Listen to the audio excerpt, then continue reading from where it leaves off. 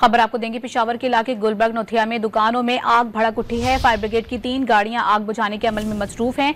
इस वक्त क्या सूरत हाल है जानेंगे डॉन न्यूज के नुमाइंदे आरिफ हयात हमारे साथ मौजूद हैं। आरिफ बताएगा आग लगने की क्या वजूहात सामने आई हैं और इब्तदाई क्या इत्तलात हैं?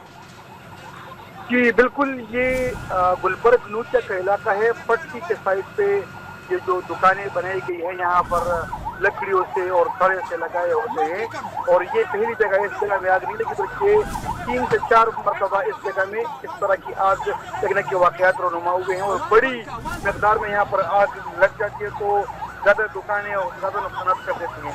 आज भी यही सूरत हाल है कि अचानक यहाँ पर आग भड़क उठी। अभी आग लगने की वजूहात तो सामने नहीं आई है लेकिन आग काफी ज्यादा है।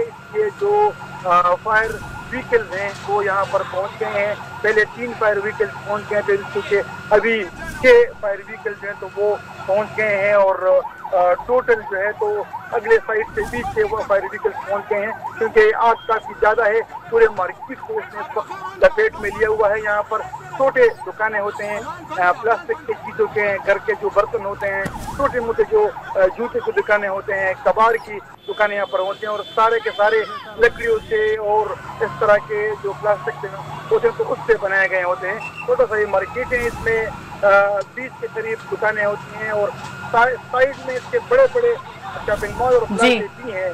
तो अभी उसी मार्केट में आग लगी हुई है। 12 फाइटर जो फायर फाइटर व्हीकल्स हैं वो यहाँ पर लाए गए हैं। मकामी लोग भी जो है तो वो भी सरगर्मियों में मसरूफ है। आग को मुख्तलिफ जगहों से उस पर काबू पाने की कोशिश की जा रही है लेकिन आग जो है इस वक्त यहाँ पर आग की शिद्दत बहुत ज्यादा है और फायर ब्रिगेड की गाड़ियां यहाँ पर मौजूद हैं। आग बुझाने का अमल जारी है। तफसीलात बताए थे आरिफ, आप बहुत शुक्रिया आपका।